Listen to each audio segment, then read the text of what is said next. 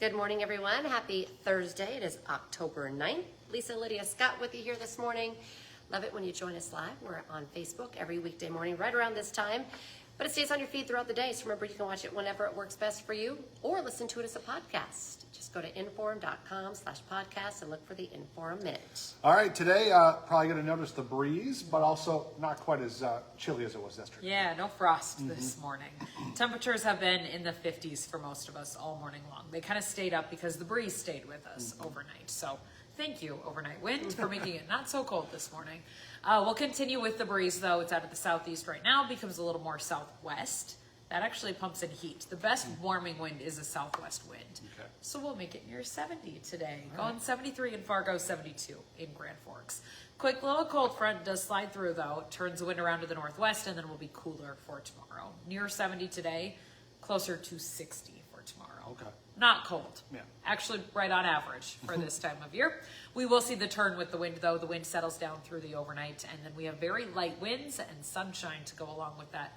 Little bit of a cooler day for tomorrow. I think it looks like a lovely Friday. Let's see. There is a small chance for an isolated sprinkle today. Just as that cold front pushes in, it could touch off a raindrop.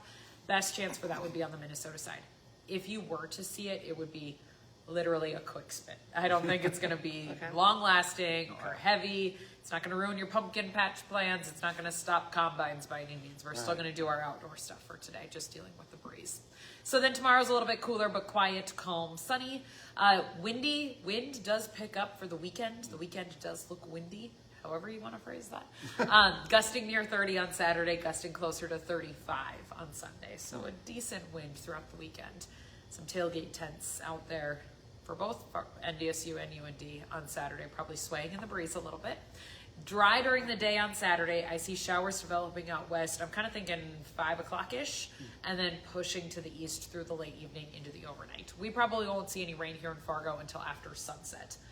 Keep in mind, sunset is 6:50-ish this time of year, so it is earlier. Yeah. In the summer, I could say that would mean like 10 p.m. Yeah. Probably something around 8 o'clock. I'll start watching out for those showers to push in toward I-29, the Red River Valley. They continue through the overnight. A little bit of a break midday Sunday, and more showers develop Sunday afternoon. So I'm just going to keep off and on rain chances in your Sunday forecast, plus the wind. Temperatures are in the upper 60s for both days of the weekend, so slightly above average.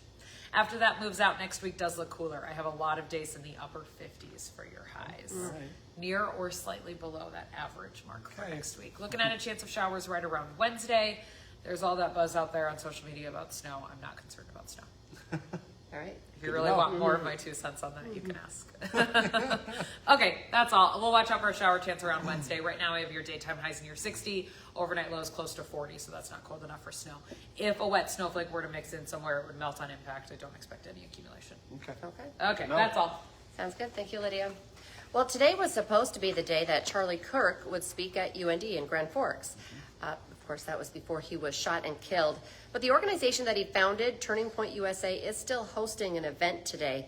Conservative commentator Glenn Beck will take the stage at the Chester Fritz Auditorium at 6:30. He was originally set to appear alongside Kirk. You can expect to see increased security at the event, including the FBI and Homeland Security. UND expects the event to be at capacity. An Oklahoma man is in court this morning in Polk County, charged in a high-speed chase and officer-involved shooting. Investigators say 34-year-old Caleb Kofi sped through the Canadian border crossing in Pembina in April. He ended up in a ditch south of Crookston, got out of his car with a gun in his hand. That's when he was shot by a Crookston police officer in the leg. Today, a Moorhead man is back in court accused of threatening a mass shooting at Essentia Hospital in South Fargo. 57-year-old Jerome Lampley is charged with felony terrorizing. Investigators say staff traced that threatening call to Lampley, who was a former patient. A man accused of murdering a DigiKey employee in Thief River Falls more than 2 years ago has been found not guilty by reason of mental illness. Jorge Benitez Estremera faced charges of first and second degree murder in the death of 61-year-old Stephen Opdahl. Security video at DigiKey showed Estremera assaulted Opdahl in May of 2023. Police say Estremera admitted to the attack. He will now be detained at a hospital or other facility for his treatment. A new place to grab snacks and fill up on gas in the metro. Quick Trip is now open in the metro, and More stores are currently being built. Yep. The area's first location is in Moorhead on Main. There are 4 more stores coming soon, though. Another Moorhead location next, then Dilworth, and then 2 in Fargo. The ones in North Dakota will be called Quick Star. And we sampled Yeah. some of the food already. Ryan was out there this morning. He brought back some donuts, some glazers, as they're specifically called. Okay. Breakfast pizza, and I thought the stuff was pretty good. Yeah, There's a I lot of agree. people there this morning. he Yeah, it was said. very busy. Yeah. Like right when they opened, people were checking there. it out. All right, potential breakthrough in the Middle East. Israel and Hamas have agreed to the first phase of a peace deal to end the war in Gaza. President Trump says this deal means all of the hostages will be released soon, and Israel will withdraw their troops to an agreed-upon line. Now, there are still questions about lasting peace. Prime Minister Benjamin Netanyahu of Israel has said that Israel will not end the war unless Hamas disarms itself.